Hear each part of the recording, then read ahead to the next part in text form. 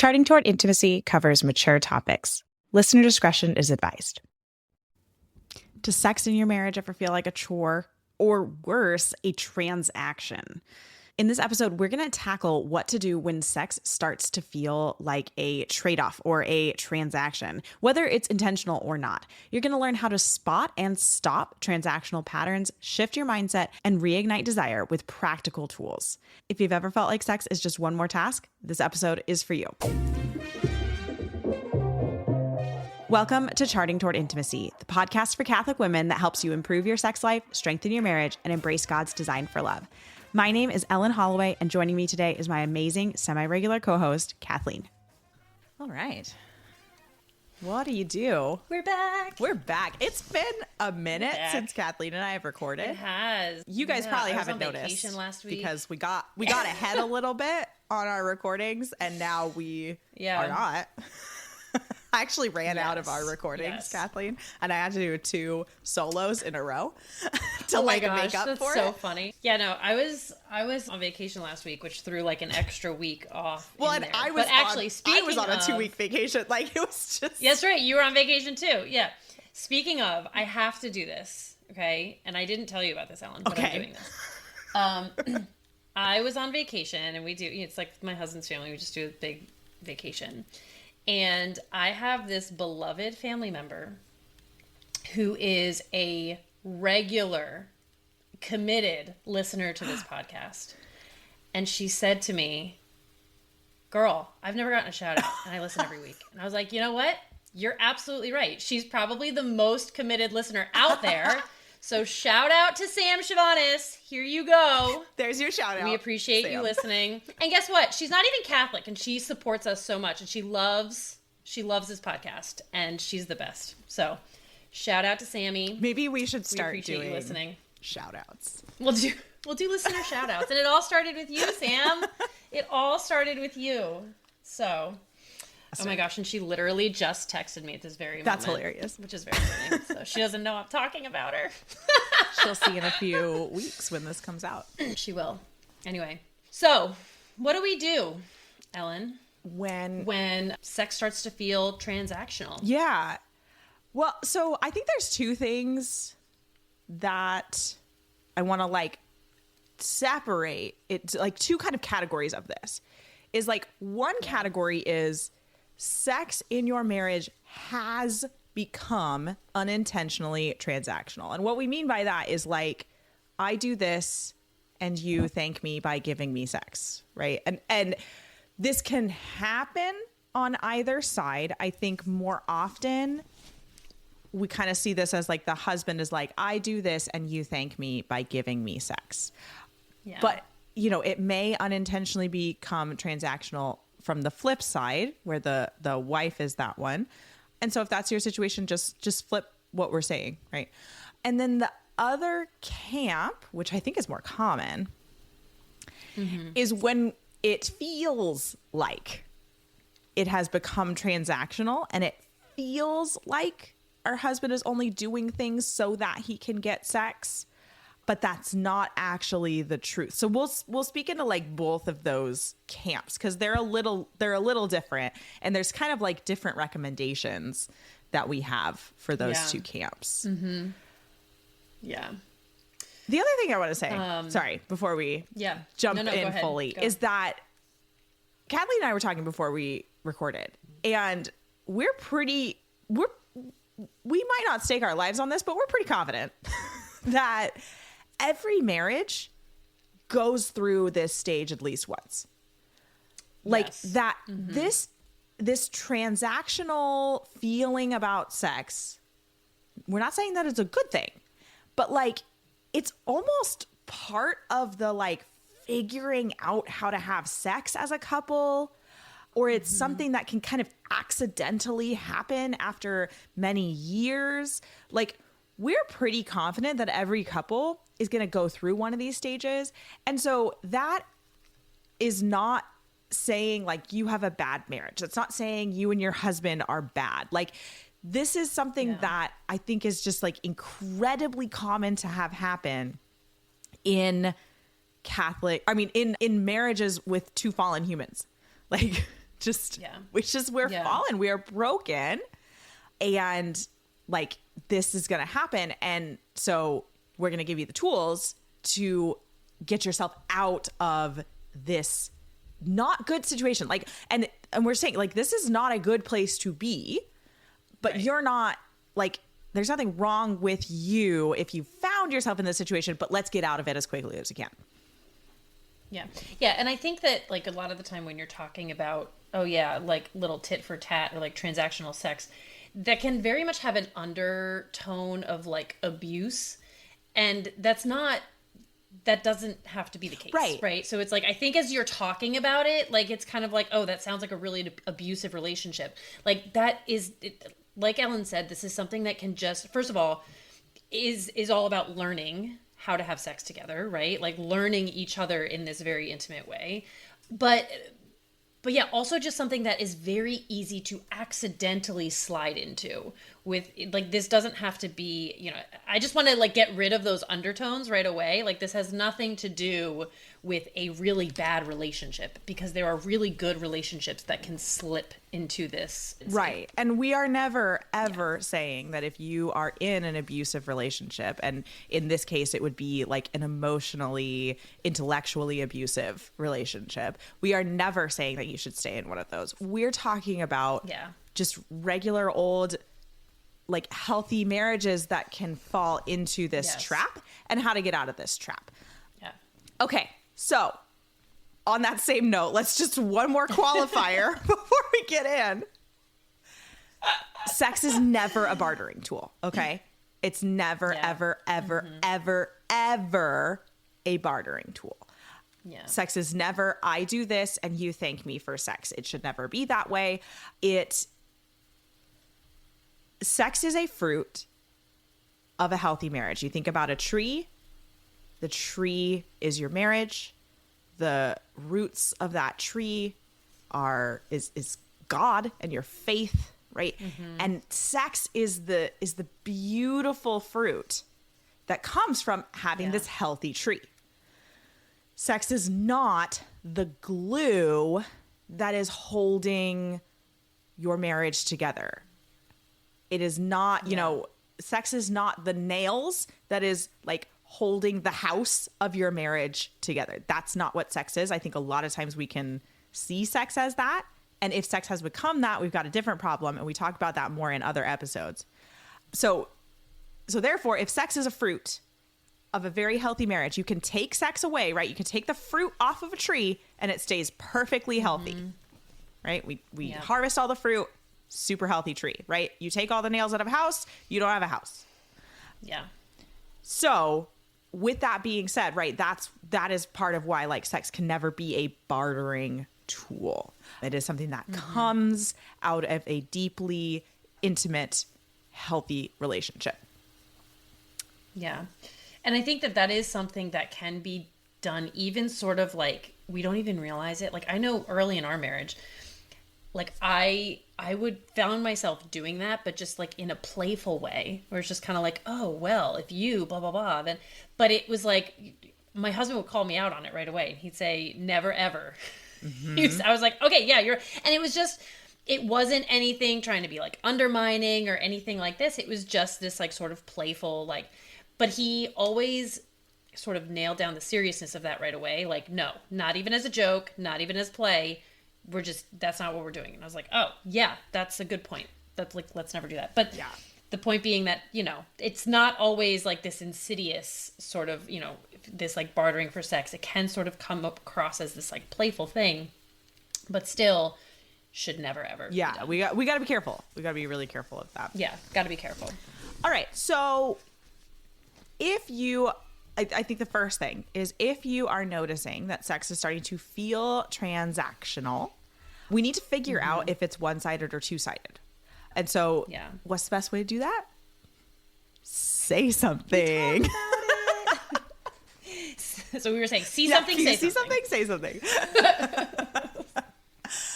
But we really do. We need to figure out, is it feeling transactional from both sides? Are you both noticing this sort of like I'm doing these chores and you're thanking me for having sex, right? And like, sorry, one more qualifier. Like, I think that this can happen without any resentment whatsoever, right? Like, it can feel transactional and you can still be like very happy with each other, right? But like this transactional thing, that's what's unhealthy, and we need to root that out. So even if you're like, well, it's working for us, right? He does this list of chores and then I do like give him sex. I would argue that it's not working, like that it is not healthy to have this kind of like barter relationship, transactional relationship with sex. Yeah. So we got to figure out if it's one-sided or two-sided. And so this means that we got to get brave and we got to sit down and have a conversation. Now, if you have taken our advice and you're talking about sex every day, you already have an opportunity to talk about it just the next time that you get together for sex. But I can guarantee you that maybe like 0.01% of our listeners have taken our advice. And it's okay. It's okay. All right? That's okay. We understand. It's baby steps. Baby steps. Baby steps. So just set aside, just be like, hey, I have some, like, we need to talk about sex. We need, or I have something we need to talk about. Can we make sure to like just set aside some like no kids, no phones time on Thursday night? Whatever, like just set aside a time to talk about it, and just make sure it's just going to be a time that's like not high emotions, right? Like, so don't set aside a time to talk about it in 2 weeks to where your spouse has to go, what the heck are we going to talk about in 2 weeks? This is terrifying. That's true. That is true. That would be bad. Like, set aside a time as soon as you can. Be nice. Yeah, that would not be nice, right? Don't leave him hanging. And you know, another way, like, rather than, you know, kind of being like hey, I've been feeling like, I feel like sometimes when we do that, like, hey, I feel like this, it can kind of put our spouse in this like defensive position where it might just kind of be harder to have the conversation. It might be easier to say something like, hey, do you ever feel like, I was listening to this podcast. You can blame it on us, right? I was listening to this podcast, and they were talking about when sex becomes transactional, and I'm wondering, do you ever feel like our sexual relationship ever feels transactional? That's excellent. I love that. And so, that might be a great way to do it, right? Just like, I was listening to this podcast. Do you ever feel this way? Because I think we should talk about it, you know? And then if you do feel that way, it was like, yeah, I actually realized in listening to it that sometimes I do, and I didn't really realize it before, you know?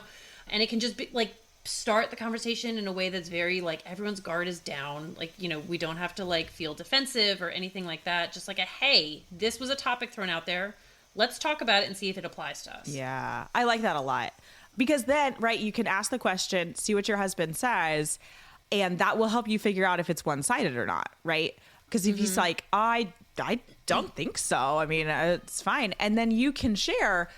That's so interesting, because I've kind of felt like it's transactional because of this, and this, right? Be really specific. Figure out like why it feels transactional to you.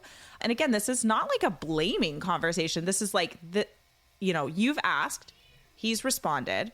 And if he responds like negatively saying, no, I don't feel like it's transactional, then you still need to say something, right? You need to share that is feeling transactional to you and explain exactly why. Yeah. Now, if he if he responds in the positive and is like, yeah, I actually do feel like it's been a little transactional.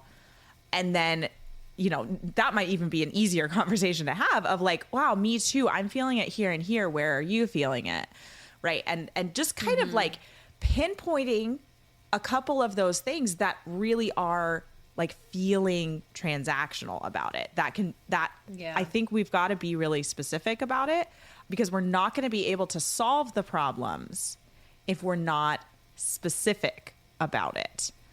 I'm just thinking about like the house that I'm, thank goodness, renting is riddled with termites right now. Riddled with termites. And part of the reason why it's riddled with termites is because years ago, when they noticed some termite issues, they didn't do anything. They didn't get specific about it, right? They just kind of, there's something going on. It's fine. There's something going on. That's all right. We'll let it go. Right? And now it is like, guys, it's bad. You would not want to buy this house. That's awful. And they have to tent the whole thing, right? They gotta fumigate. You do not want to fumigate your marriage, friends. So get specific now. No. So that you can spot treat the termites. Locate that nest. This is a hilarious analogy. Oh my god. This is my life right now. You are so good with analogies, though. I will say that. You come up with some pretty clever ones. I love analogies. Help me. Never ceases They to help me impress think about the world. So I hope they help you all I love think it. about the world. I love it. All right. Yeah. So again, like, it is possible that it feels like it's transactional to you, but that's not at all how your spouse is seeing it. And so we need to recognize that, like, that point right there is really a mindset shift for you. If your spouse is like, I don't see it as transactional at all. And so here's what I'm telling you. It's the secret to everything. Actually, it's not the secret to everything. It's the second secret to everything. We'll talk about the secret to everything in a moment. The second secret to everything, the best thing you can do in this situation, if it feels transactional to you, but not your husband, is you can schedule sex. Always schedule Always. sex. Always. Ellen loves scheduling sex. Ellen has a separate sex calendar.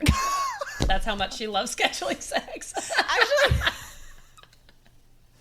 it's funny that you say that. She's pointing to me like, actually. No, okay. But the thing is, I'm not going to put it on my Google Calendar where everything else is. No, this is the paper calendar you keep in your purse. Oh, that's hilarious. I do not have a paper calendar for it. I'm telling you, we should probably like revisit scheduling sex, because I think people think I have a calendar that I'm like writing on. No. I am not. Like, this is a mental scheduling. Just joking, friends. It's just a joke. Just a joke. She's not that weird. Paper calendar. Can you imagine? No. Could you imagine a paper We still calendar? got 3 days. Oh my Not gosh. tonight. No, that is not what scheduling sex means, guys. Oh my gosh. Okay.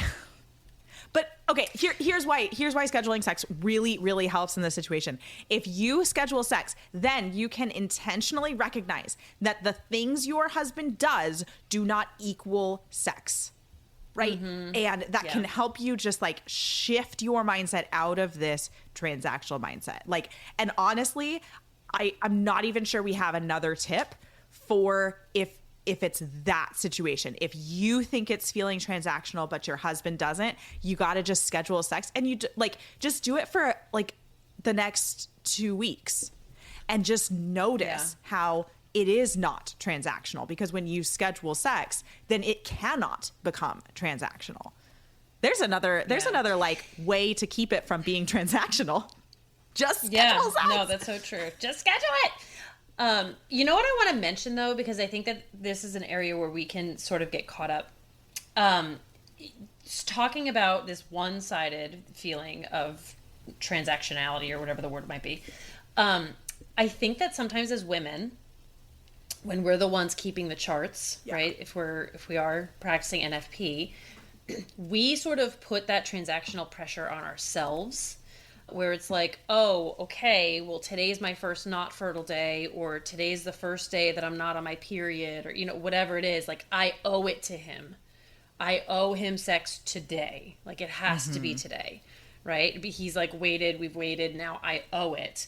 That's something that we should really, also a mindset shift that we need to make, right? Because it's like, because I know I would do that for a long time, It's just like, oh, well, I owe it to him as soon as possible, and today would be that day. But my husband never asked for anything, right? Like, he didn't say anything about it. He didn't say, hey. I mean, sometimes he says, hey, are you done yet? But that's not transactional. That's just an inquiry, right? But in our minds, we make it transactional by being like, oh, well, now we've waited, and now I owe it to him now. That's such a good point. Yeah, and that's but that's not necessarily the that's case. a pure mindset shift. Like, that's a pure purely mindset shift, yes. recognizing the thoughts that you're having about what your husband needs, quote, right? And it's about changing those thoughts. Recognize those thoughts and say, oh, nope, not that thought. Throw it in the trash and replace it with another thought. And that's just a process, right? You're going to think the thought, and then you're going to recognize it. And then you're going to say, okay, what's the thought I actually want to think? Then you're going to think that thought. And eventually you will get to a point where you're not thinking the negative, limiting whatever thought. Yeah. And if I can recommend a thought to replace that thought with, it would be, wow, how great it's going to be after this period of waiting to come together today. That's or to come awesome. together tomorrow or whatever. That's a great right? thought, Like, yeah. let's just switch it from I have to because I owe it to, wow, this is going to be great. Yeah. Oh, because then you're anticipating with joy. Okay. Exactly. That's a great thought. That's an excellent. I love that thought. Okay. Yeah. All right. So now let's talk about, for the last 10 minutes that we have, like when you've both realized, oh crap, we've gotten transactional. Like we have a problem. All right. Here's the number one secret to everything. Ready? I'm so excited. Prayer. Oh my gosh. Prayer and sex. Hand in hand. What? All the time. I just feel like at this point, there's no surprises on this podcast, guys. Like, I mean, it's the foundational. It's prayer. It's scheduling sex. These are like the two things we talk about on this podcast. Every single episode. It's just, we really only talk about one thing in different ways every episode. No, okay. So if you've talked, you figured out, yep, we both feel like it's become transactional. You need to take it to prayer first. So I want you guys praying every day together about your marriage and your sex life. It could be as simple as doing an Our Father, a Hail Mary, a Glory Be for the intention of your prayer, of your sex life, right? You don't even have to like say those words out loud, right? But you can know, okay, we're doing this with this intention. That's our intention for this little bit of prayer time. We're doing it together out loud would be like, right. Do it together, hold hands. Or it can be, kind of just like an open prayer time that you guys are doing for 5 or 10 minutes every day. Set aside, if you can. My husband and I have been trying to figure out if we can do this, but if you can, go do a holy hour together. And friends, let me talk about holy hours. Okay. Yes, holy hours in front of the exposed Blessed Sacrament are amazing. But that same Blessed Sacrament is in every tabernacle, in every church. You do not have to do a holy hour when the Blessed Sacrament is exposed. Jesus is there still. If the sanctuary candle is lit, Jesus is there. You can do a holy hour in front of a closed tabernacle. It is okay. That's still that's still adoration. That is still a holy hour, right? So you can schedule whenever the church is open, you can schedule it, right? And so, see if you can get babysitting or, schedule some play dates, right? On a Saturday, just conveniently schedule everybody on a play date at the same time, whatever that is. Yeah, exactly. And like go do a holy hour together. Yeah. Or another really good one is find a Catholic family that is willing to do a mass swap with you and have that family take everybody you might have to, depending on how old your kids are, you might have to find 2 families to do some mass swaps with. Okay. So here's my recommendation. Everybody under the age of reason just doesn't go to mass that week. Okay. It's actually okay. They are not canonically obligated to go to mass if they're under the age of reason. It is actually okay. All right. Everybody under the age of reason, if all of your kids are under the age of reason, just do a simple mass swap with one family. They take your kids, you take their kids, right? So they take your kids, you go to mass, you take their kids, they go to mass. It's a super fun thing. It's great. All right. If you have kids over the age of reason, we got to get a little more complicated. And I suggest 2 families. So find 2 families who want to do kind of like a triple switcheroo. Okay. You got to figure out the timing. It's okay, but you can do it. You can do it. All right. So one family takes all the kids under the age of reason. They don't go to mass. The other family takes all the kids over the age of reason. They go to mass with that family. And the reason why this works is because kids over the age of reason are a lot easier to handle during mass, right? So it's not going to feel as much to ask another family to take your kids to mass. Yeah. And then you go to mass by yourself. So, right. So you're going to have to figure out some different timings of mass to go to. Yeah. Or another one that works really, really well is like if you've got a Saturday evening option and then a Sunday morning, let's say your family goes to mass on Sunday morning, you just drop your kids off at somebody else's house on Saturday evening, you go to mass. Yeah. And then you go to mass again with your family the next morning. So that's a great idea. The other thing you could do is a Saturday daily mass as well. Oh, yeah, absolutely. So if you got someone just to watch the kids for an hour in the morning, you guys go to daily mass. It's usually like 30 minutes instead of, an hour. You just go to daily mass in the morning, maybe like go get a coffee afterwards or something. Have a little turn date. it into a date. Have a little date and then come home and you're home in like an hour and a half. Yeah. That might be a feasible way to do it too. But yeah, I definitely, that's a great point. Just going to mass together is huge. without kids. Where you can be intentional. But like get creative because you can. I know that you can figure out a way to get to mass without your kids.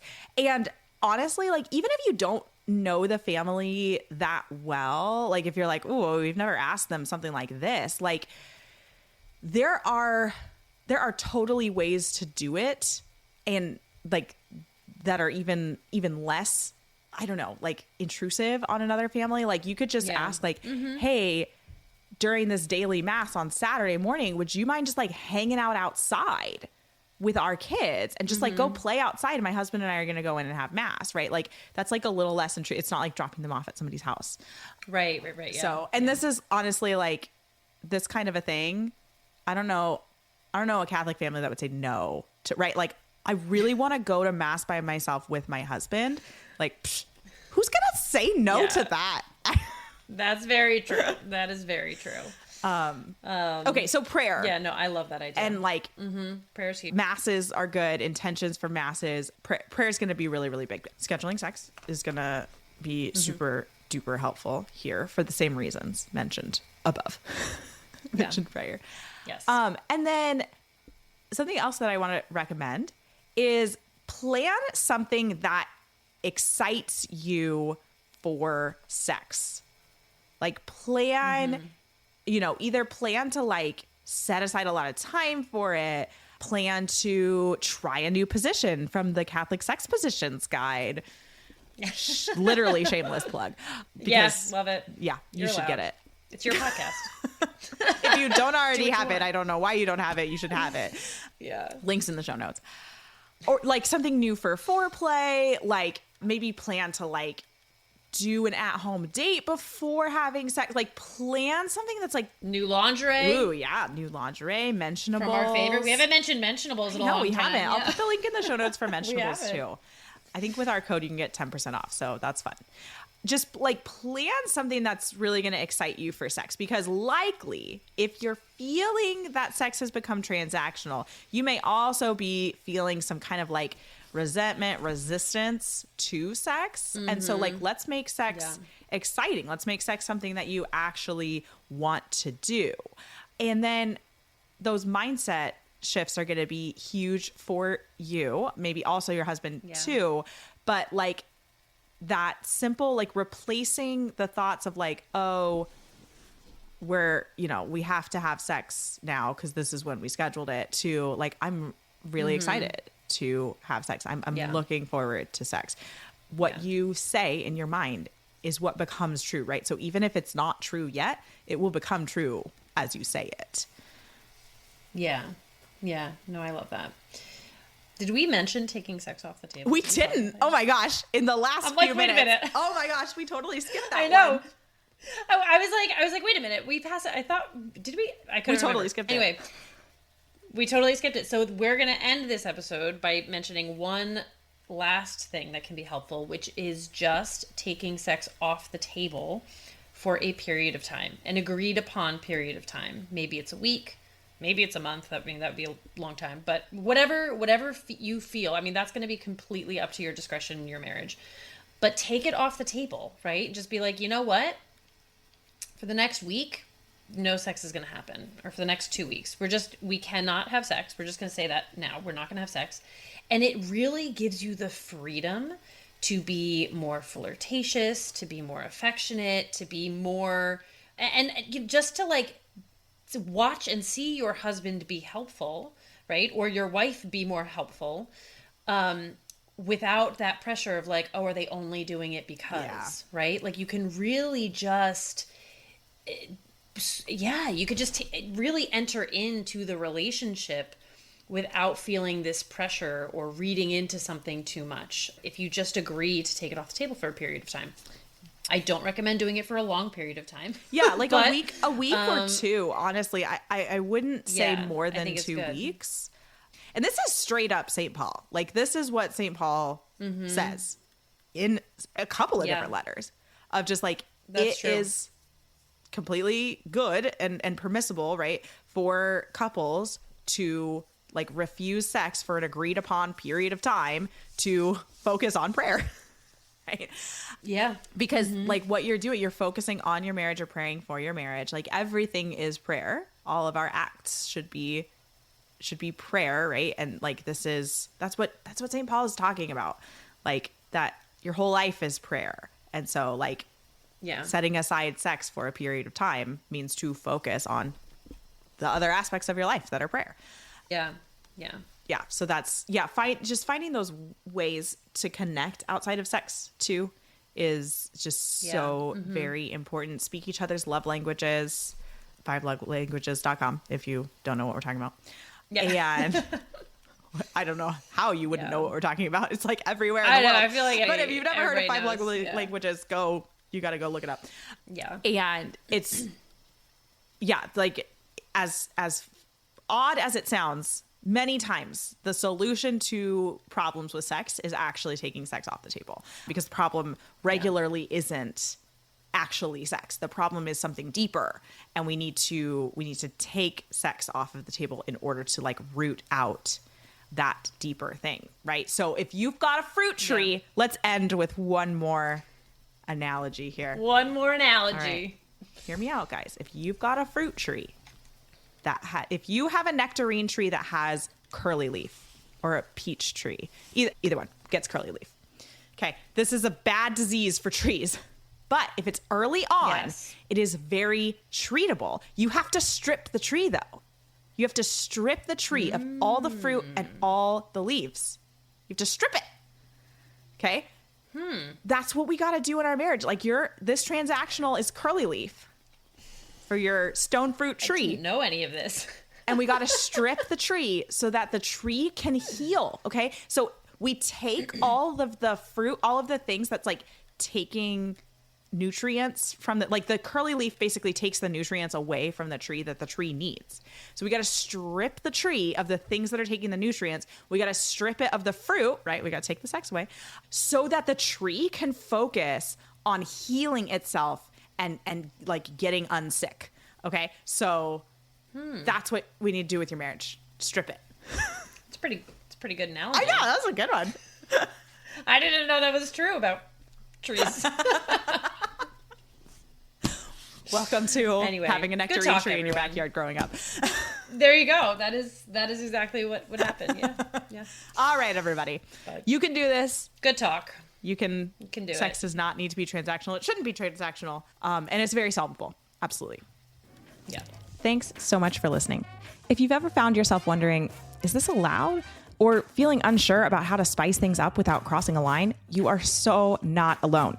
A lot of Catholic women want more passion and variety in the bedroom, but they don't want to wade through garbage to get there. That is exactly why I created the Catholic Sex Positions Guide. It is respectful, it is church-aligned, and it's full of creative, clear ideas that can help you feel more confident and connected without second-guessing your choices. You can find it at vinesandfullbloom.com/positionsguide or check the show notes for the link.